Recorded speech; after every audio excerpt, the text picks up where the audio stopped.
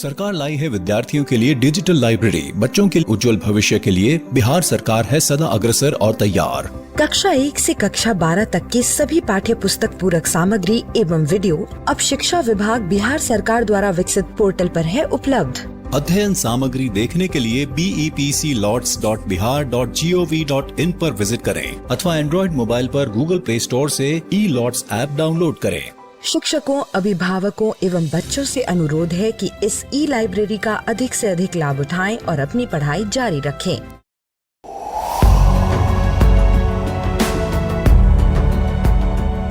छठी से 10वीं कक्षा के विद्यार्थी ध्यान से सुने।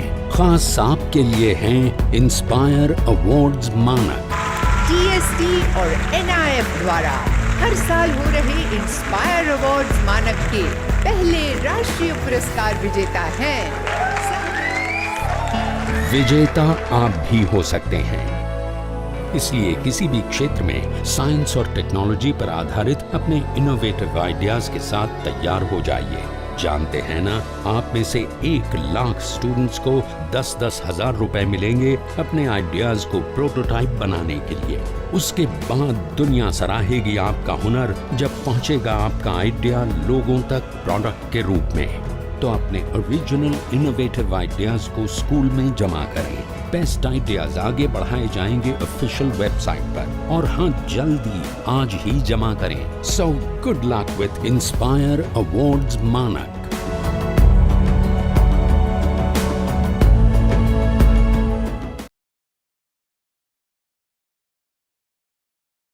समांतर और लंब रेखाओं के सभी जोड़ों को पहचानें। तो यहाँ पे हमें कुछ रेखाएं दी गई हैं और हमें पहचाननी है कि इनमें से कौन से जोड़े रेखाओं के समांतर हैं और कौन से लंब हैं। तो चलो हम शुरू करते हैं समांतर रेखाओं से। तो समांतर रेखाएं वह रेखाएं होती हैं जो एक ही समतल में हो और एक दूसरे को प्रतिच्छेद ना करें। तो यहाँ पे मैं देख रहा हूँ कि ये सारी रेखाएं जो हैं ये एक ही समतल में हैं। बस हमें ये देखना है कि ये एक दूसरे को प्रतिच्छेद कर रही हैं या नहीं। लेकिन ये हम सिर्फ देखकर नहीं बता सकते, हमें साथ ही साथ कुछ जानकारी भी दी गई होनी चाहिए, क्योंकि सिर्फ देखकर हम नहीं बता सकते कि वो प्रतिच्छेद कर रही हैं या नहीं कर रही हैं। क्योंकि हो सकता है कि वो यहाँ पे, जैसे कि यहाँ पे ये AB है और ये CD है, ये अभी तो प्रतिच्छेद नहीं कर रही हैं, लेकिन आगे जाके हो सकता है कहीं पे प्रतिच्छेद करें। तो हमें कुछ जानकारी चाहिए। तो यहाँ पे मैं देख रहा हूँ कि ये जो 90 डिग्री का कोण है और ये जो 90 डिग्री का कोण है, ये दोनों कोण तो बराबर हैं। और ये जो रेखा ST है ये रेखा CD पर लंब है, और ये जो रेखा UV है ये भी रेखा CD पर लंब है। तो मैं कह सकता हूं कि CD तो यहाँ पर एक त्रियच्छेदी रेखा की तरह काम कर रही है, जहाँ पे ये रेखा ST और ये रेखा UV इन दोनों पे समान कोण बना रही है 90 डिग्री का। तो संगत कोण के द्वारा ये दोनों कोण अगर बराबर हैं तो संगत कोण के द्वारा ये दोनों जो रेखाएं हैं ST और UV ये दोनों तो समांतर होंगी। तो यानी कि हमें मिल रहा है कि ST रेखा और UV रेखा समांतर हैं। तो चलो मैं यहाँ लिख देता हूँ कि हमें मिल रहा है कि ST रेखा जो है, यहाँ पे रेखा का चिन्ह दे देता हूँ मैं, ये समांतर है रेखा UV के। तो यहाँ पे रेखा UV के ये समांतर है। और यहाँ पे और कोई 2 रेखा तो मुझे समांतर नहीं दिख रही हैं और कोई जानकारी भी नहीं दिख रही है। तो चलो अब हम बात करते हैं लंब रेखाओं की। तो यहाँ पर अभी अभी तो हमने बात की थी कि जो ST रेखा है ये CD रेखा पर लंब है। तो हमें सबसे पहले मिल रहा है कि ST रेखा जो है वो लंब है CD रेखा पर, और उसी तरह से ये जो UV रेखा है ये भी CD रेखा पर लंब है। तो यहाँ पे मैं लिखता हूँ कि UV रेखा भी लंब है CD रेखा पर। और यहाँ पे एक और मुझे 90 डिग्री का कोण दिख रहा है।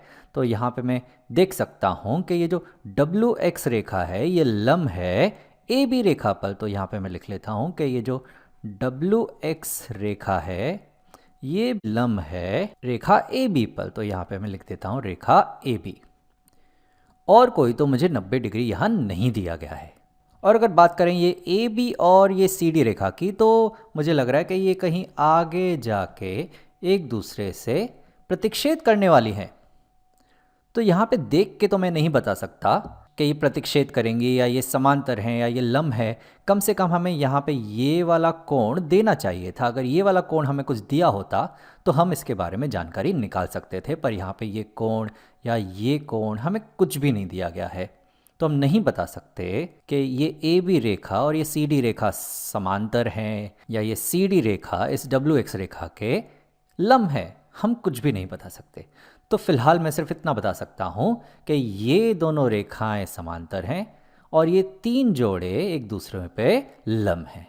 अगर मेरे पास एक संख्या है a जिसमें मैं जोड़ता हूँ एक दूसरी संख्या जो है b और उत्तर में मुझे मिलती है एक तीसरी संख्या समझो कि c। और अगर मैं तुम्हें एक और बात बताऊं तो ये जो a और ये जो b हैं ये दोनों की दोनों संख्याएं अपरिमेय हैं। अपरिमेय संख्याएं जिन्हें हम दो पूर्णांकों के अनुपात के रूप में नहीं लिख सकते, तो ये दोनों की दोनों हैं अपरिमेय संख्याएं। तो मेरा सवाल ये है कि ये जो उत्तर होगा C, ये क्या होगा? ये परिमेय होगा या ये अपरिमेय होगा? तो मैं चाहता हूं कि तुम थोड़ा इस वीडियो को यहाँ रोको और खुद से सोचो कि अगर दो अपरिमेय संख्याओं को लेके अगर हम जोड़ते हैं तो उत्तर में हमें परिमेय संख्या मिलती है या अपरिमेय संख्या मिलती है। तो चलो इसे अब साथ में करते हैं। तो A मुझे लेनी है एक अपरिमेय संख्या, तो समझो कि मैं ले लेता हूँ सबसे प्रसिद्ध पाई और इसमें मैं जोड़ता हूँ एक दूसरी अपरिमेय संख्या, वो मैं लेता हूँ, समझो वो मैं लेता हूँ 1 घटा पाई। तो इसका उत्तर क्या होगा? इसके उत्तर में हमें मिलने वाला है यहाँ पे 1, जो बिल्कुल बिल्कुल एक परिमेय संख्या है। 1 को दो पूर्णांकों के अनुपात के रूप में हम लिख सकते हैं। चलो एक और उदाहरण लेते हैं। तो समझो कि मैं यहाँ लेता हूँ एक परिमेय संख्या 2 का वर्गमूल और जिसमें मैं जमा कर देता हूँ एक और अपरिमेय संख्या, समझो कि 1 घटा 2 का वर्गमूल। तो इसका उत्तर भी यहाँ पे मुझे मिलेगा 1, जो बिल्कुल बिल्कुल एक परिमेय संख्या है। तो ऐसा लग रहा है कि दो अपरिमेय संख्याओं को जोड़कर यहाँ परिमेय संख्या मिल रही है। लेकिन रुकिए, अब अगर मैं a लेता हूँ समझो कि पाई और उसमें मैं जोड़ता हूँ एक दूसरी अपरिमेय संख्या समझो कि पाई ही, तो क्या होगा? तो पाई जमा पाई का उत्तर आएगा 2 पाई और 2 पाई तो बिल्कुल बिल्कुल एक अपरिमेय संख्या है, तो इसका उत्तर हमें अपरिमेय भी मिल रहा है। एक और यहाँ पे मैं उदाहरण लेता हूँ। समझो कि a हम लेते हैं पाई और उसमें हम जोड़ देते हैं एक दूसरी अपरिमेय संख्या समझो कि 2 का वर्गमूल। तो उत्तर में हमें पाई जमा 2 का वर्गमूल ही मिलेगा, जो बिल्कुल बिल्कुल एक अपरिमेय संख्या होगी। यानी कि दो अपरिमेय संख्याओं को जोड़ के उत्तर हमें परिमेय या अपरिमेय कुछ भी मिल सकता है। अब मुझे बड़ी उत्सुकता हो रही है कि अगर दो अपरिमेय संख्याओं को लेके अगर मैं उनका गुणा करूं तो क्या होगा। तो चलिए मैं यहाँ लिखता हूँ कि समझो कि एक संख्या है a और उसमें हम गुणा करेंगे एक दूसरी संख्या b, जिसका उत्तर हमें मिलेगा एक तीसरी संख्या c। और यहाँ पर भी ये जो a और ये जो b हैं ये होने चाहिए अपरिमेय संख्याएं। अपरिमेय संख्याएं वह संख्याएं जिन्हें दो पूर्णांकों के अनुपात के रूप में नहीं लिख सकते। तो चलिए देखते हैं। तो फिर से एक काम करो ना, फिर से वीडियो को रोको और खुद से हल करने की कोशिश करो और फिर वापस आओ। तो चलो साथ में करते हैं। तो पहली अपरिमेय संख्या अगर मैं यहाँ लेता हूँ, समझो कि मैं यहाँ लेता हूँ 1 बटा पाई और इसके साथ मैं गुणा करता हूँ दूसरी अपरिमेय संख्या समझो कि पाई।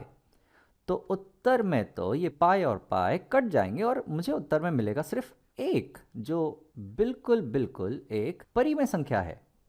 और एक और उदाहरण यहाँ लेते हैं। तो समझो कि अगर मैं पहली अपरिमेय संख्या लेता हूँ 2 का वर्गमूल, जिसमें मैं गुणा करता हूँ दूसरी अपरिमेय संख्या 2 का वर्गमूल ही, तो उत्तर में 2 का वर्गमूल गुणा 2 का वर्गमूल हमें मिल जाएगा 2, जो बिल्कुल बिल्कुल एक परिमेय संख्या है। अब ज़रा स्थिति को बदलते हैं।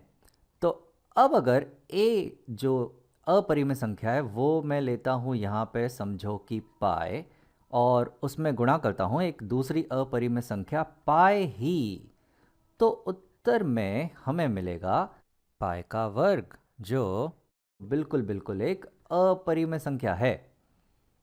और एक आखिरी उदाहरण और ले लेता हूँ मैं कि समझो पहली संख्या है पाई और दूसरी अपरिमेय संख्या है 2 का वर्गमूल, तो इसका उत्तर जो हमें मिलेगा वो मिलेगा पाई गुणा 2 का वर्गमूल ही, जो बिल्कुल बिल्कुल एक अपरिमेय संख्या होगी।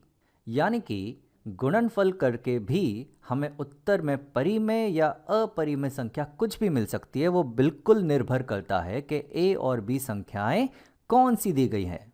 यहाँ हमें कुछ व्यंजक दिए गए हैं और हमें पहचानना है कि इनमें से कौन से परिमेय हैं और कौन से अपरिमेय। तो मैं तुम्हें ज़रा जल्दी से बता दूं कि परिमेय संख्याएं वह वास्तविक संख्याएं होती हैं जिन्हें हम 2 पूर्णांकों के अनुपात के रूप में लिख सकते हैं। और अगर हम किसी संख्या को 2 पूर्णांकों के अनुपात के रूप में नहीं लिख सकते तो ऐसी संख्याओं को हम कहते हैं अपरिमेय संख्याएं, उन्हें हम कहते हैं अपरिमेय संख्याएं। तो मैं चाहता हूं कि एक बार तुम इसे खुद से हल करने की कोशिश करो और फिर वापस आओ। तो चलिए साथ में शुरू करते हैं अब इसे। तो यहां हमें दिया गया है 9 तो एक परिमेय संख्या है, इसे हम 9/1, 18/2, 27/3 लिख सकते हैं। चलिए देखते हैं यह है वर्गमूल 45 का, इसका क्या कर सकते हैं। तो यह है हमारे पास 9 जमा 45 का वर्गमूल, इसे हम लिख सकते हैं वर्गमूल 45 को हम लिख सकते हैं 9 गुणा 5, और आगे हम ये दोनों वर्गमूल को अलग कर सकते हैं। तो यह है वर्गमूल 9 गुणा वर्गमूल 5। अब आगे ये हो जाएगा 9 जमा 9 का वर्गमूल तो हम जानते हैं ये होता है 3, और ये है हमारे पास गुणा वर्गमूल 5 का। अब इसे हम जितना अलग अलग कर सकते थे वो हमने कर दिया है। अब देखते हैं हमें क्या मिल रहा है। यहाँ पे हमारे पास एक संख्या है 9 जो कि एक परिमेय संख्या है, यहाँ पे जमा है हमारे पास 3, तो ये भी एक परिमेय संख्या है। लेकिन यहाँ पे हमारे पास दिया गया है 5 का वर्गमूल। 5 जो है वो पूर्ण वर्ग नहीं है, और किसी भी अपूर्ण वर्ग का अगर हम वर्गमूल निकालेंगे तो वो हमें मिलता है अपरिमेय। तो 5 का वर्गमूल एक अपरिमेय संख्या है। अब ये जो चीज़ है ये हो गई है एक परिमेय संख्या और एक अपरिमेय संख्या का गुणनफल। और हम जानते हैं कि अगर हम एक परिमेय संख्या को एक अपरिमेय संख्या से गुणा करेंगे तो हमें मिलती है एक अपरिमेय संख्या। इस अपरिमेय संख्या को हमें जोड़ना है 9 से, जो कि एक परिमेय संख्या है। और हम जानते हैं कि जब हम एक परिमेय और एक अपरिमेय संख्या को जोड़ते हैं तो हमें मिलती है एक अपरिमेय संख्या। तो ये पूरी की पूरी जो संख्या थी, ये पूरा जो व्यंजक था, ये हमें मिल रहा है कि ये है अपरिमेय। तो हमें हमारा पहला व्यंजक मिल गया, वो है अपरिमेय। अगली संख्या हमें दी गई है 45 का वर्गमूल बटा 3 गुणा 5 का वर्गमूल। अब 45 का वर्गमूल तो हम यहाँ कर चुके हैं कि 45 का वर्गमूल है वर्गमूल 9 गुणा 5 के, जिसे हम अलग अलग लिख सकते हैं कि यह है वर्गमूल 9 गुणा वर्गमूल 5, 3 गुणा वर्गमूल 5। तो चलिए मैं इस 45 के वर्गमूल को सीधे सीधे लिख देता हूं कि यह 3 गुणा 5 का वर्गमूल, और बटा हमें यहाँ पे हर में भी दिया गया है 3 गुणा 5 का वर्गमूल। अब अंश और हर इन दोनों की संख्या यहाँ पे समान है, तो इसका तो उत्तर होगा 1, और 1 तो हम जानते हैं 1 है एक परिमेय संख्या। तो हमारा जो दूसरा व्यंजक था 45 का वर्गमूल बटा 3 गुणा 5 का वर्गमूल, वो है एक परिमेय संख्या। यहाँ हमारी आखिरी संख्या है 3 गुणा 9 का वर्गमूल, जो बराबर होगा 3 गुणा 9 का वर्गमूल तो हम जानते हैं वो होता है 3।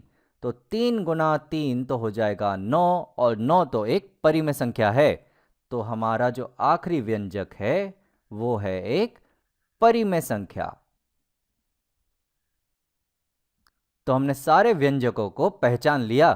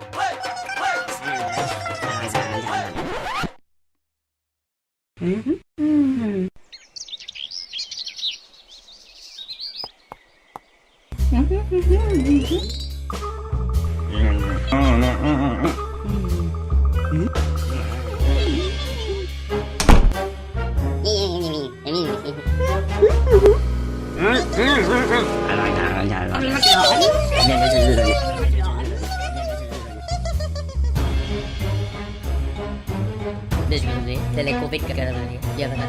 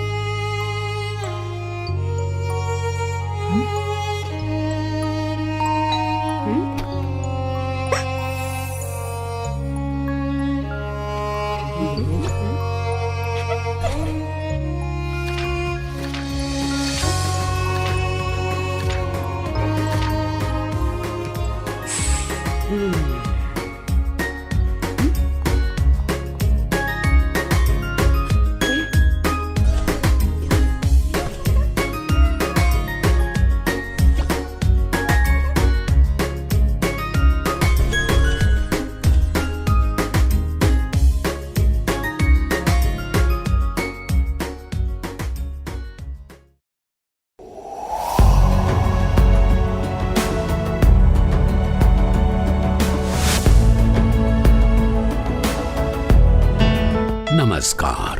आप शिक्षकों द्वारा दी गई अच्छी शिक्षा से आज लाखों विद्यार्थी इनोवेशंस कर रहे हैं। उन सभी को इंस्पायर अवार्ड्स मानक में हिस्सा लेने प्रोत्साहित कीजिए। करना है इतना कि आपके विद्यालय के 6ठी से 10वीं कक्षा के छात्र और छात्राएं साइंस और टेक्नोलॉजी पर आधारित अपने इनोवेटिव आइडियाज आपके पास जमा करें ताकि वो DST और NIF द्वारा आयोजित इंस्पायर अवार्ड्स मानक प्रतियोगिता में हिस्सा ले सकें। 1 लाख छात्रों को 10-10 हजार रुपए मिलेंगे अपने आइडियाज को प्रोटोटाइप्स बनाने के लिए। फिर छात्र डिस्ट्रिक्ट, स्टेट और नेशनल लेवल पर अपने इनोवेशंस को दिखाएंगे, फिर प्राइजेस और सम्मान पाएंगे। तो आज ही अपने स्टूडेंट्स को हिस्सा दिलवाएं इंस्पायर अवार्ड्स मानक में।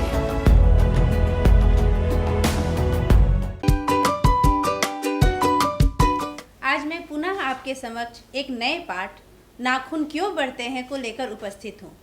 नाखून क्यों बढ़ते हैं एक ललित निबंध है जिसके निबंधकार हैं आचार्य हजारी प्रसाद द्विवेदी। व्यक्तित्व की छाप सबसे ज़्यादा निबंधों में ही उभरती है। निबंध गद्य की एक विधा है। अन्य गद्य विधाओं में विचारों को सीधे व्यक्त करने की छूट नहीं होती, जबकि निबंधों में शैली के आकर्षण एवं कथन की भंगिमा के वैशिष्ट्य को बनाए रखकर किसी भी विषय पर सीधे बात की जा सकती है। निबंध को अंग्रेजी में ऐसे कहते हैं, जबकि लेख को अंग्रेजी में आर्टिकल कहते हैं। अधिकांश लोग निबंध और लेख को एक ही मान लेते हैं। हिंदी में निबंध शब्द का प्रयोग एक ओर तो ऐसे के पर्याय के रूप में ललित या व्यक्तिगत निबंधों के लिए होता है और दूसरी ओर उन रचनाओं के लिए भी होता है जिनमें किसी विषय का सुसंबद्ध विवेचन प्रस्तुत किया जाता है। आज हम जो निबंध पढ़ने जा रहे हैं वह व्यक्ति और लालित्य की प्रधानता का निबंध है। इसे ललित निबंध कहेंगे। शैली की दृष्टि से नाखून क्यों बढ़ते हैं एक ललित निबंध है।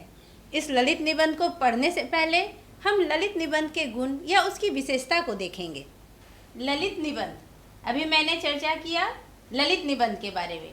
ललित निबंध में ललित का अर्थ होता है सुंदर, मनोहारी या रमणीय, जो हमारे मन को, हृदय को, भाव को जो मनोहारी पूर्ण लगे, रमणीय लगे, सुंदर लगे, उसे ललित कहते हैं। और आप यहाँ देख रहे होंगे यह है निबंध। निबंध नी प्लस बंध से बना है। नी जोड़ बंध। नी का अर्थ हुआ नियोजित पूर्वक, व्यवस्थित, क्रमिक, अच्छे से बंधी हुई रचना। बंध का अर्थ होता है बंधी हुई रचना। जो रचना नियोजित पूर्वक, व्यवस्थित और क्रमिक ढंग से बंधी हुई हो वह निबंध कहलाती है। और ललित निबंध का अर्थ हो गया कि वैसी रचना जो नियोजित पूर्वक, व्यवस्थित और क्रमिक बंधी हुई हो और जिसमें सौंदर्य बोध हो, मनोहारी लगे, हमारे मन को जो अच्छा लगे, रमणीय लगे, उसे ललित कहते हैं, ललित निबंध। ललित निबंध में कुछ गुण और कुछ विशेषताएं होती हैं। आप उन निबंधों को पढ़ेंगे तो समझेंगे, लेकिन उससे पहले हम यहाँ देख सकते हैं कि उसमें क्या क्या विशेषताएं हैं। बोध पक्ष की अपेक्षा भाव पक्ष की प्रधानता। ललित निबंधों में बोध पक्ष की अपेक्षा भाव पक्ष की प्रधानता होती है, यानी कि ऐसे निबंध भावात्मक होते हैं। दूसरा है लालित्य एवं सांस्कृतिक बोध की प्रधानता। लालित्य का अर्थ मैंने बता दिया कि ललित का अर्थ है सुंदर, मनोहारी, रमणीय। तो जो सौंदर्यपूर्ण हो उसे लालित्य कहते हैं। एवं सांस्कृतिक बोध की प्रधानता, वैसे निबंधों में सांस्कृतिक बोध होते हैं। कल्पना शक्ति, जीवन दृष्टि, सौंदर्य बोध, वैयक्तिकता, चिंतनशीलता, लोकनिष्ठता, शास्त्रीयता और कुछ सुक्तिपरकता जो है वो सारे ललित निबंध के गुण हैं। रागात्मकता इसमें होती है। ऐसे निबंधों को हम ललित निबंध कहते हैं। हमने जाना कि ललित निबंध किसे कहते हैं और उसके क्या गुण होते हैं या उसमें क्या विशेषताएं होती हैं। ललित निबंधों के महत्वपूर्ण एवं श्रेष्ठ निबंधकार आचार्य हजारी प्रसाद द्विवेदी के निबंधों में सांस्कृतिक विरासत के वर्चस्व के साथ साथ नवीन जीवन बोध, उत्कट जिजीविषा और नई सामाजिक समस्याओं के बीच राह पाने की झलक सर्वत्र दिखाई पड़ती है। इतिहास, पुराण, साहित्य आदि से गंभीर तथ्य उठाते हुए वे प्रायः उन्हें समसामयिकता से जोड़ देते हैं। उनमें एक साथ कबीर, तुलसी और रविंद्रनाथ एकाकार हो उठते हैं। उनकी सांस्कृतिक दृष्टि अपूर्व है। तो आइए हम हजारी प्रसाद द्विवेदी के जीवन का एक संक्षिप्त परिचय देखें। आचार्य हजारी प्रसाद द्विवेदी का जन्म सन 1907 ईस्वी में आरत दुबे का छपरा बलिया उत्तर प्रदेश में हुआ। उनका निधन सन 1979 ईस्वी में दिल्ली में हुआ। उन्हें कई भाषाओं का ज्ञान था, जिसमें संस्कृत, प्राकृत, अपभ्रंश, बांग्ला आदि कई भाषाएं शामिल हैं। इनकी प्रमुख रचनाएं हैं। रचनाओं में भी यदि हम देखें, निबंध संग्रह की अगर बात करें तो निबंध संग्रह में अशोक के फूल, कल्पलता, विचार और वितर्क, कुटज, विचार प्रवाह, आलोक पर्व जैसे कई निबंध संग्रह हैं जो उन्होंने लिखे। प्राचीन भारत के कलात्मक विनोद भी उनके एक निबंध संग्रह है। यदि उपन्यास की चर्चा करें कि उन्होंने कितने उपन्यासों की रचना की है, तो आप देख सकते हैं कि उपन्यास में बाण भट्ट की आत्मकथा इनका प्रमुख उपन्यास है। चारुचंद्र लेख, पुनर्नवा, अनाम दस का पोथा। बाण भट्ट की आत्मकथा, चारुचंद्र लेख, पुनर्नवा और अनाम दास का पोथा इनके उपन्यास है। यदि आलोचना और साहित्य इतिहास की बात करें कि उन्होंने कैसे साहित्य इतिहास लिखे, यानी कि साहित्य का इतिहास भी लिखा है और आलोचना साहित्य भी उन्होंने लिखा है, तो उसमें कबीर इनकी एक आलोचनात्मक पुस्तक है जो बहुत ही प्रसिद्ध है। सूर साहित्य है, हिंदी साहित्य की भूमिका, साहित्य इतिहास है और हिंदी साहित्य का उद्भव और विकास, हिंदी साहित्य का आदिकाल, मध्यकालीन बोध का स्वरूप, नाथ संप्रदाय, कालिदास की लालित्य योजना आदि कई ऐसी पुस्तकें हैं जो उन्होंने लिखी। आगे हम देख सकते हैं उन्होंने कई ग्रंथों का संपादन भी किया है, जैसे संदेश रासक, पृथ्वी राजरासो, नाथ सिद्धों की बानियां। कुछ पत्रिकाओं का भी उन्होंने संपादन किया है। विश्व भारती जो शांति निकेतन की पत्रिका है और वहाँ का उन्होंने संपादन किया है, विश्व भारती शांति निकेतन का। इन्हें पुरस्कार भी मिले हैं। कौन से पुरस्कार? तो साहित्य अकादमी पुरस्कार, आलोक पर्व पे दिया गया है साहित्य अकादमी पुरस्कार। इन्हें सम्मान मिला है भारत सरकार की ओर से पद्म भूषण का, पद्म भूषण सम्मान। और उपाधि इन्हें मिली है, डी.लिट की उपाधि दी गई थी लखनऊ विश्वविद्यालय द्वारा। आचार्य हजारी प्रसाद द्विवेदी के चित्र को आप देख रहे हैं, यह आचार्य हजारी प्रसाद द्विवेदी हैं और हमने अभी इनका जीवन परिचय देखा। निबंधों का विशाल भंडार द्विवेदी जी ने हिंदी साहित्य को दिया है। आज हम जो निबंध पढ़ने जा रहे हैं वह है नाखून क्यों बढ़ते हैं। हजारी प्रसाद द्विवेदी ग्रंथावली से लिए गए प्रस्तुत निबंध में प्रख्यात लेखक और निबंधकार का मानववादी दृष्टिकोण प्रकट होता है। इस ललित निबंध में लेखक ने बार बार काटे जाने पर भी बढ़ जाने वाले नाखूनों के बहाने अत्यंत सहज शैली में सभ्यता और संस्कृति की विकास गाथा उद्घाटित कर दिखाई है। एक ओर नाखूनों का बढ़ना मनुष्य की आदिम पाशविक वृत्ति और संघर्ष चेतना का प्रमाण है, तो दूसरी ओर उन्हें बार बार काटते रहना और अलंकृत करते रहना मनुष्य के सौंदर्य बोध और सांस्कृतिक चेतना को भी निरूपित करता है। लेखक ने नाखूनों के बहाने मनोरंजक शैली में मानव सत्य का दिग्दर्शन कराने का सफल प्रयत्न किया है। यह निबंध नई पीढ़ी में सौंदर्य बोध, इतिहास चेतना और सांस्कृतिक आत्मगौरव का भाव जगाता है। तो आइए देखते हैं निबंध की शुरुआत कुछ इस प्रकार है।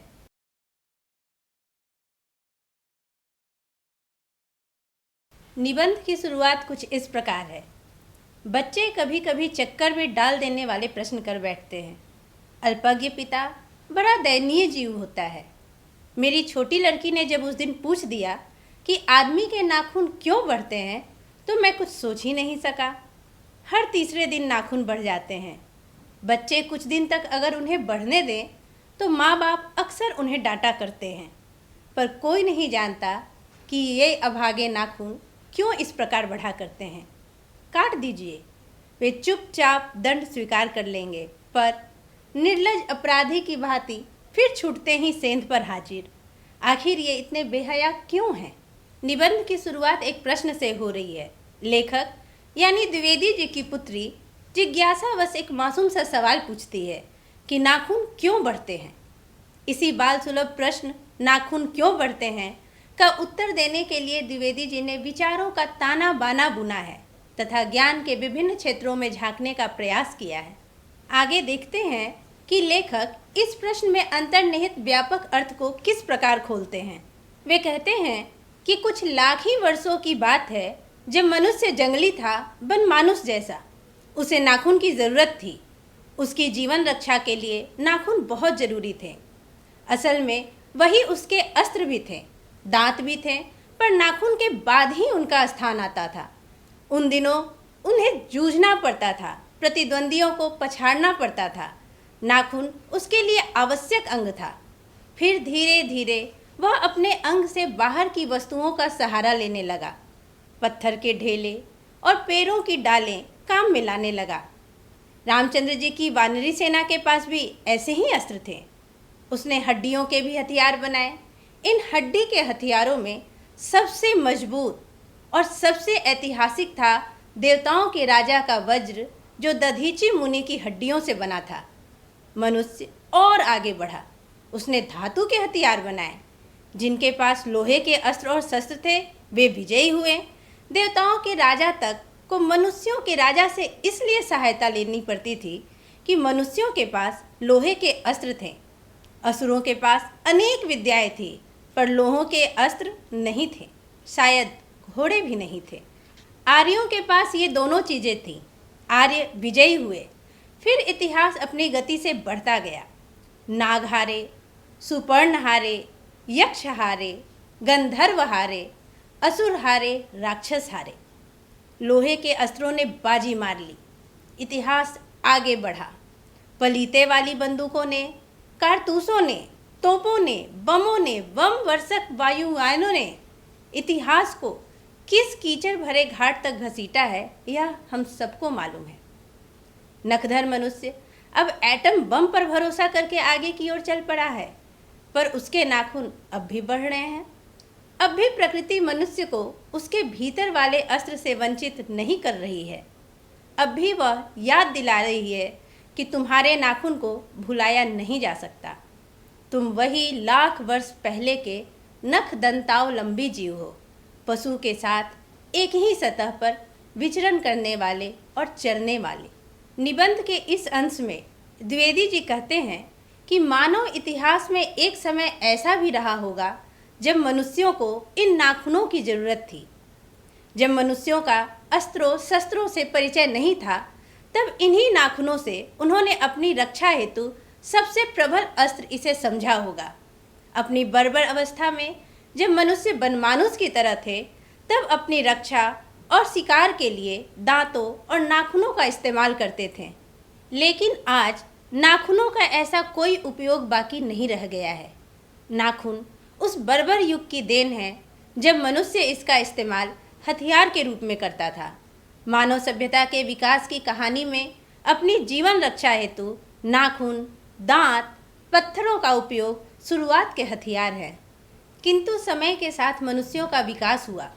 उसने अपनी रक्षा हेतु अनेक विस्फोटक एवं विध्वंसकारी अस्त्रों का आविष्कार कर लिया है। मनुष्य लगातार उन्नति करता रहा। मनुष्य ने आर्यों तथा अन्य जाति पर विजय प्राप्त कर ली। अब उसे नाखूनों की कोई आवश्यकता नहीं, किंतु प्रकृति प्रदत्त यह अस्त्र आज भी अपने कर्तव्य को भूल नहीं सका है। उसके नाखून अब भी बढ़ रहे हैं। वह याद दिलाते रहते हैं कि मनुष्य नख दंतावलंबी जीव है, अर्थात नख एवं दांत का सहारा लेकर जीने वाला, पशु के साथ धरती पर विचरण करने वाला। इस बिंदु पर आकर द्विवेदी जी एक व्यापक सोच रखते हैं। आगे के अनुच्छेद में वे लिखते हैं कि ततः किम, मैं हैरान होकर सोचता हूँ कि मनुष्य आज अपने बच्चों को नाखून न काटने के लिए डांटता है। किसी दिन कुछ थोड़े लाख वर्ष पूर्व वह अपने बच्चों को नाखून नष्ट करने पर डांटता रहा होगा। लेकिन प्रकृति है कि अब भी नाखून को जिलाए जा रही है और मनुष्य है कि अब भी उसे काटा जा रहा है। वे कमबख्त रोज बढ़ते हैं क्योंकि वे अंधे हैं, नहीं जानते कि मनुष्य को इससे कोटि कोटि गुना शक्तिशाली अस्त्र मिल चुका है। मुझे ऐसा लगता है कि मनुष्य अब नाखून को नहीं चाहता। उसके भीतर बर्बर युग का कोई अवशेष रह जाए यह उसे असह्य है। लेकिन यह भी कैसे कहूँ, नाखून काटने से क्या होता है? मनुष्य की बर्बरता घटी कहाँ है? वह तो बढ़ती ही जा रही है। मनुष्य के इतिहास में हिरोशिमा का हत्याकांड बार बार थोड़े ही हुआ है। यह तो उसका नवीनतम रूप है। मैं मनुष्य के नाखून की ओर देखता हूँ तो कभी कभी निराश हो जाता हूँ। ये उसकी भयंकर पाशवी वृत्ति के जीवंत प्रतीक हैं। मनुष्य की पशुता को जितनी बार भी काट दो वह मरना नहीं जानती। तात्पर्य है कि आज नाखून का बढ़ना अच्छा नहीं माना जाता, इसलिए मनुष्य बढ़े हुए नाखूनों को काटता है। शायद इसलिए भी वह काटता है क्योंकि नाखून असभ्यता और जंगलीपन की निशानी है। नाखून का बढ़ना बर्बरता है और उसका काटना पशुता से छुटकारा। लेकिन प्रश्न यह है कि क्या मनुष्य अपनी बर्बरता और पशुता से छुटकारा प्राप्त कर लिया है? मनुष्य की नाखून के प्रति उपेक्षा से ऐसा प्रतीत होता है कि वह अब पाशविकता का त्याग एवं मानवता का अनुसरण करने की ओर उन्मुख है, किंतु वह अब भी पूर्णतः पशुता से बर्बरता से छुटकारा नहीं पाया है। आधुनिक मानव के क्रूर कर्मों का जीवंत उदाहरण है हिरोशिमा हत्याकांड। आगे द्विवेदी जी लिखते हैं कि कुछ हजार साल पहले मनुष्य ने नाखून को सुकुमार विनोदों के लिए उपयोग में लाना शुरू किया था। वात्स्यायन के कामसूत्र से पता चलता है कि आज से 2000 वर्ष पहले का भारतवासी नाखूनों को जम के संवारता था। उनके काटने की कला काफ़ी मनोरंजक बताई गई है।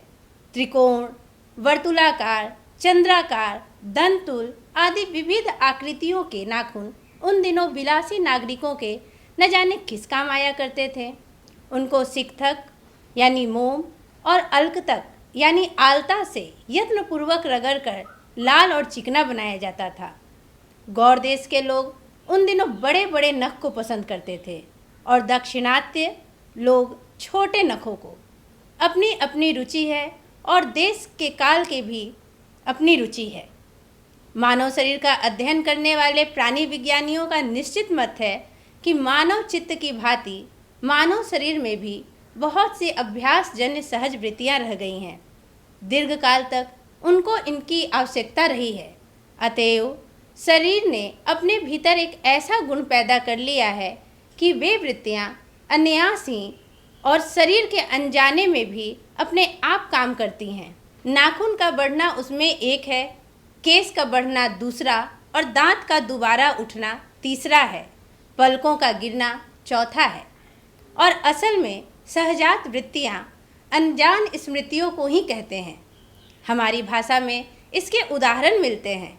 अगर आदमी अपने शरीर की, मन की और वाक्य की अनायास घटने वाली वृत्तियों के विषय में विचार करे तो उसे अपनी वास्तविक प्रवृत्ति पहचानने में बहुत सहायता मिलेगी। पर कौन सोचता है? सोचना तो क्या, उसे इतना भी पता नहीं चलता कि उसके भीतर नख बढ़ा लेने की जो सहजात वृत्ति है वह उसके पशुत्व का प्रमाण है। उन्हें काटने की जो प्रवृत्ति है वह उसकी मनुष्यता की निशानी है। और यद्यपि पशुत्व के चिन्ह उसके भीतर रह गए हैं, पर वह पशुत्व को छोड़ चुका है। पशु बनकर वह आगे नहीं बढ़ सकता, उसे कोई और रास्ता खोजना चाहिए। अस्त्र बढ़ाने की प्रवृत्ति मनुष्यता की विरोधिनी है। प्रस्तुत अंश में द्विवेदी जी ने प्राचीन पुस्तक वात्स्यायन लिखित कामसूत्र की चर्चा की है। वे मानते हैं कि भारतीय संस्कृति की यह विशेषता है कि ऐसी प्रवृत्तियाँ जो अच्छी नहीं होती उसे भी यहाँ मानवीय रूप में ढालकर असत से सत प्रवृत्ति की ओर ले जाने का प्रयास किया जाता है। ऐसी प्रवृत्तियाँ जैसे नाखूनों को विभिन्न आकृति प्रदान कर उसे सुंदर बनाने की चेष्टा करना। आगे वे कहते हैं कि प्राणी विज्ञान के अनुसार मनुष्य के भीतर कुछ सहजात वृत्तियाँ होती हैं, अर्थात जन्म के साथ पैदा होने वाली वृत्ति या स्वभाव। नाखून का बढ़ना ऐसी ही सहजात वृत्ति है जो उस अवस्था की द्योतक है जब मनुष्य बर्बर अवस्था में रहता था। मनुष्य इस बात को भूल गया है कि नाखूनों का बढ़ना उसी पशुत्व का प्रमाण है।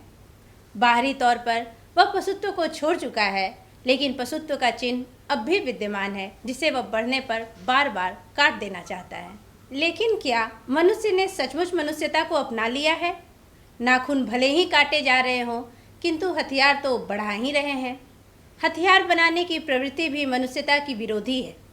अब तक निबंध में द्विवेदी जी ने कई समस्याओं को सामने रखा है। आगे के अंश में उन्होंने समाधान भी बताया है। देखिए अगले अनुच्छेद में वे क्या कहते हैं। मेरा मन पूछता है किस ओर? मनुष्य किस ओर बढ़ रहा है? पशुता की ओर या मनुष्यता की ओर? अस्त्र बढ़ाने की ओर या अस्त्र काटने की ओर?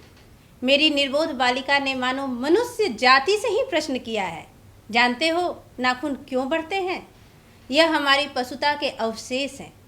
मैं भी पूछता हूँ, जानते हो ये अस्त्र शस्त्र क्यों बढ़ रहे हैं? ये हमारी पशुता की निशानी है। भारतीय भाषाओं में प्रायः ही अंग्रेजी के इंडिपेंडेंस शब्द का समानार्थक शब्द नहीं व्यवहृत होता। 15 अगस्त को जब अंग्रेजी भाषा के पत्र इंडिपेंडेंस की घोषणा कर रहे थे, देसी भाषा के पत्र स्वाधीनता दिवस की चर्चा कर रहे थे। इंडिपेंडेंस का अर्थ है अनधीनता या किसी की अधीनता का अभाव, पर स्वाधीनता शब्द का अर्थ है अपने ही अधीन रहना। अंग्रेजी में कहना हो तो सेल्फ इंडिपेंडेंस कह सकते हैं। मैं कभी कभी सोचता हूँ कि इतने दिनों तक भाई भारतवर्ष इंडिपेंडेंस को अनधीनता क्यों नहीं कह सका। अंग्रेजी में कहना हो तो सेल्फ इंडिपेंडेंस कह सकते हैं। मैं कभी कभी सोचता हूँ कि इतने दिनों तक भारतवर्ष इंडिपेंडेंस को अनधीनता क्यों नहीं कह सका। उसने अपनी आज़ादी के जितने भी नामकरण किए, स्वतंत्रता, स्वराज्य, स्वाधीनता, उन सब में स्व का बंधन अवश्य रखा है। पर क्या संयोग की बात है, या हमारी समूची परंपरा ही अनजाने में हमारी भाषा के द्वारा ही प्रकट होती रहती है। भारतीय चित्त जो आज भी अनधीनता के रूप में न सोचकर स्वाधीनता के रूप में सोचता है, वह हमारे दीर्घकालीन संस्कारों का फल है। वह स्व के बंधन को आसानी से छोड़ नहीं सकता। अपने आप पर अपने आप के द्वारा लगाया हुआ बंधन हमारी संस्कृति की बड़ी भारी विशेषता है। मैं ऐसा तो नहीं मानता कि जो कुछ हमारा पुराना है, जो कुछ हमारा विशेष है, उससे हम चिपटे ही रहें। पुराने का मोह सब समय वांछनीय नहीं होता। मरे बच्चे को गोद में दबाए रहने वाली बंदरिया मनुष्य का आदर्श नहीं बन सकती। कालिदास ने कहा था कि सब पुराने अच्छे नहीं होते और सब नए खराब नहीं होते। भले लोग दोनों की जांच कर लेते हैं, जो हितकर प्रतीत होता है उसे ग्रहण करते हैं। सो हमें परीक्षा करके हितकर बात सोच लेनी होगी, और अगर हमारे पूर्व संचित भंडार में वह हितकर वस्तु निकल आए तो इससे बढ़कर और क्या हो सकता है। जातियां इस देश में अनेक आई हैं, लड़ती झगड़ती भी रही हैं, फिर प्रेम पूर्वक बस भी गई। इन जातियों के लिए एक सामान्य धर्म खोज निकालना कोई सहज बात नहीं थी। समस्त वर्णों और समस्त जातियों का एक सामान्य आदर्श भी है, वह है अपने ही बंधनों से अपने आप को बांधना। मनुष्य पशु से किस बात से भिन्न है? आहार, निद्रा आदि पशु सुलभ स्वभाव उसके ठीक वैसे ही हैं जैसे अन्य प्राणियों के, लेकिन वह फिर भी पशु से भिन्न है। उसमें संयम है, दूसरों के सुख दुख के प्रति संवेदना है, श्रद्धा है, तप है, त्याग है। वह मनुष्य के स्वयं के उद्भावित बंधन है। इसलिए मनुष्य वचन, मन और शरीर से किए गए असत्य आचरण को गलत आचरण मानता है। यह किसी भी जाति या वर्ण या समुदाय का धर्म नहीं है, यह मनुष्य मात्र का धर्म है। महाभारत में इसलिए निर्वैर भाव, सत्य और अक्रोध को सब वर्णों का सामान्य धर्म कहा गया है। एतद्धि विततम श्रेष्ठम सर्वभूतेषु भारत, निर्वैरता महाराज सत्य क्रोध एवच। अन्यत्र इसमें निरंतर दानशीलता को भी गिनाया गया है। गौतम ने ठीक ही कहा था कि मनुष्य की मनुष्यता यही है कि वह सबके दुख सुख की सहानुभूति के साथ देखता है। यह आत्मनिर्मित बंधन ही मनुष्य को मनुष्य बनाता है। अहिंसा, सत्य और अक्रोध मूलक धर्म का मूल उत्स यही है। अज्ञान सर्वत्र आदमी को पछाड़ता है और आदमी है कि सदा उससे लोहा लेने को कमर कसे है। द्विवेदी जी कहते हैं कि मनुष्य की प्रगति की दिशा किस ओर बढ़ रही है, हथियार बढ़ाने या हथियार खत्म करने की ओर। हमारे भीतर जो पशुता बची है उसी के कारण नाखून भी बढ़ रहे हैं और उसी के कारण हथियार भी बढ़ रहे हैं। सभ्य समाज इसको नियंत्रित करने का प्रयत्न करता है। द्विवेदी जी इसके लिए आत्मनियंत्रण का मार्ग सुझाते हैं, जो भारतीय परंपरा की देन है। अंग्रेजी के एक शब्द इंडिपेंडेंस का अर्थ वे अनधीनता स्वीकार करते हैं। अनधीनता का आशय है किसी की अधीनता का अभाव, लेकिन यह भारतीय पर्याय नहीं है। भारतीय पर्याय है स्वाधीनता, स्व की अधीनता का भाव। इसे द्विवेदी जी भारतीय संस्कृति की विशेषता मानते हैं। द्विवेदी जी कालिदास के मत का उल्लेख करते हुए स्पष्ट करते हैं कि उनकी दृष्टि पुरातन पंथियों जैसी नहीं है, किंतु अतीत के कोष में मानव जाति की भलाई की कोई बात हो तो हमें उसे अवश्य स्वीकार करना चाहिए। पशु और मनुष्य के अधिकांश व्यवहार एक जैसे हैं, उदाहरण के लिए आहार, निद्रा, भय आदि, किंतु संयम, श्रद्धा, विश्वास, तपस्या, त्याग, संवेदना, सहानुभूति आदि भाव ही मनुष्य को पशु से भिन्न करती है। महाभारत के श्लोक द्वारा द्विवेदी जी इसी सामान्य धर्म की भी बात करते हैं। निबंध के आखिरी अंश में लेखक कहते हैं कि मनुष्य को सुख कैसे मिलेगा। बड़े बड़े नेता कहते हैं कि वस्तुओं की कमी है और मशीन बैठाओ और उत्पादन बढ़ाओ और धन की वृद्धि करो और बाह्य उपकरणों की ताकत बढ़ाओ। एक बूढ़ा था, उसने कहा था बाहर नहीं भीतर की ओर देखो। हिंसा को मन से दूर करो, मिथ्या को हटाओ, क्रोध और द्वेष को दूर करो, लोक के लिए कष्ट सहो, आराम की बात मत सोचो, प्रेम की बात सोचो, आत्म तोषण की बात सोचो, काम करने की बात सोचो। उसने कहा प्रेम ही बड़ी चीज़ है क्योंकि वह हमारे भीतर है। उच्छृंखलता पशु की प्रवृत्ति है, स्व का बंधन मनुष्य का स्वभाव है। बूढ़े की बात अच्छी नहीं लगी, पता नहीं उसे गोली मार दी गई। आदमी के नाखून बढ़ने की प्रवृत्ति ही हावी हुई। मैं हैरान होकर सोचता हूँ बूढ़े ने कितनी गहराई में बैठकर मनुष्य की वास्तविक चरितार्थता का पता लगाया था। ऐसा कोई दिन आ सकता है जबकि मनुष्य के नाखून का बढ़ना बंद हो जाएगा। प्राणी शास्त्रियों का ऐसा अनुमान है कि मनुष्य का अनावश्यक अंग उसी प्रकार झड़ जाएगा जिस प्रकार उसकी पूंछ झड़ गई है। उस दिन मनुष्य की पशुता भी लिप्त हो जाएगी। शायद उस दिन वह मरना शस्त्रों का प्रयोग भी बंद कर देगा। तब तक इस बात से छोटे बच्चों को परिचित करा देना वांछनीय जान पड़ता है कि मनुष्य को अपनी इच्छा है, अपना आदर्श है। बृहत्तर जीवन में अस्त्रों शस्त्रों को बढ़ा देना मनुष्य की अपनी इच्छा की निशानी है और उनकी बाढ़ को रोकना मनुष्य का तकाजा है। मनुष्य में जो घृणा है, जो अनायास बिना सिखाए आ जाती है, वह पशुत्व का द्योतक है और अपने को संयत रखना, दूसरे के मनोभावों का आदर करना मनुष्य का स्वधर्म है। बच्चे यह जाने तो अच्छा हो कि अभ्यास और तप से प्राप्त वस्तुएं मनुष्य की महिमा को सूचित करती हैं। सफलता और चरितार्थता में अंतर है। मनुष्य मरना शस्त्रों के संचयन से, बाह्य उपकरणों के बाहुल्य से उस वस्तु को भी पा सकता है जिसे उसने बड़े आडंबर के साथ सफलता पूर्वक रखा है। परंतु मनुष्य की चरितार्थता प्रेम में है, मैत्री में है, त्याग में है, अपने को सबके लिए मंगल निःशेष भाव से देने में है।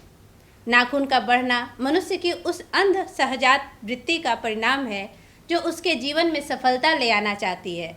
उसको काट देना उस स्वनिर्धारित आत्मबंधन का फल है जो उसे चरितार्थता की ओर ले जाती है। कमबख्त नाखून बढ़ते हैं तो बढ़े, मनुष्य उसे बढ़ने नहीं देगा। इस अंश में द्विवेदी जी महात्मा गांधी के विचारों से अवगत कराते हैं। मनुष्य की वास्तविक सफलता के आधार को गांधी जी ने गहराई से खोज लिया था। महात्मा गांधी ने सावधान किया था कि केवल बाहरी उन्नति पर्याप्त नहीं है, अपने भीतर के क्रोध को नष्ट करना होगा। मन से हिंसा, क्रोध, द्वेष और असत्य को दूर करना और दूसरों के लिए जीना होगा। लेकिन जिनके मन में दूषित भाव व्याप्त थे, उन्होंने उनकी हत्या कर दी। लेखक कहते हैं कि हो सकता है किसी दिन नाखून का बढ़ना बंद हो जाए, क्योंकि जो हमारे लिए जरूरी नहीं है प्रकृति उसे हमेशा अलग कर देती है, जैसे पूंछ। हो सकता है किसी दिन मनुष्य विध्वंसकारी अस्त्रों शस्त्रों का निर्माण बंद कर दे, लेकिन जब तक ऐसा नहीं होता है तब तक हमें बच्चों को सिखाना होगा कि नाखून का बढ़ना पशुता की निशानी है, उसको बढ़ते देना मनुष्य का आदर्श नहीं है। इसी तरह हथियारों की बढ़ोतरी हमारी पशुता की निशानी है और उनको कम करने की इच्छा रखना हमारी मनुष्यता का प्रमाण है। हमें अपने मनुष्य होने की पहचान को नहीं भूलना चाहिए। आशा है बच्चों, अब आप इस निबंध को अच्छी तरह समझ गए होंगे।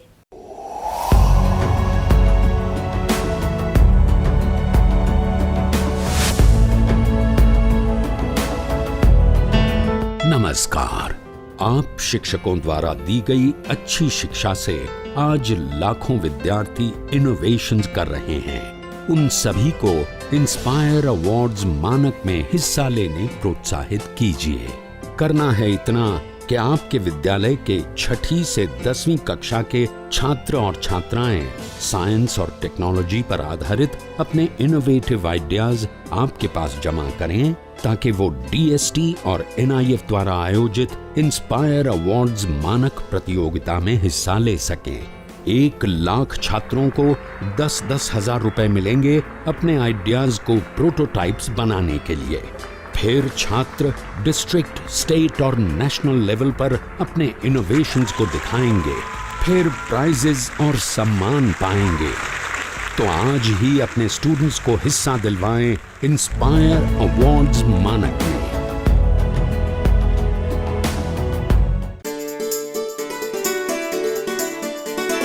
डर से नहीं तैयारी से आगे कदम बढ़ाना है।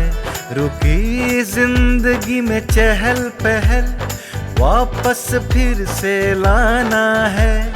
धोकर हाथ पहन कर मास्क सुरक्षित जीवन चलाना है। सुरक्षित जीवन चलाना है। डर कर नहीं तैयारी से आगे कदम बढ़ाना है। टीकाकरण की शुरुआत हो गई है, पर पहले की तरह हमें मास्क लगाना और 2 गज की दूरी बनाए रखना अभी भी जरूरी है। स्वास्थ्य विभाग और सूचना एवं जनसंपर्क विभाग बिहार सरकार द्वारा जनहित में जारी। जीतेगा बिहार। सरकार लाई है विद्यार्थियों के लिए डिजिटल लाइब्रेरी। बच्चों के उज्जवल भविष्य के लिए बिहार सरकार है सदा अग्रसर और तैयार। कक्षा 1 से कक्षा 12 तक के सभी पाठ्य पुस्तक पूरक सामग्री एवं वीडियो अब शिक्षा विभाग बिहार सरकार द्वारा विकसित पोर्टल पर है उपलब्ध। अध्ययन सामग्री देखने के लिए BEPCLots.bihar.gov.in पर विजिट करें अथवा एंड्रॉइड मोबाइल पर गूगल प्ले स्टोर से E-Lots ऐप डाउनलोड करें। शिक्षकों, अभिभावकों एवं बच्चों से अनुरोध है कि इस ई लाइब्रेरी का अधिक से अधिक लाभ उठाएं और अपनी पढ़ाई जारी रखें।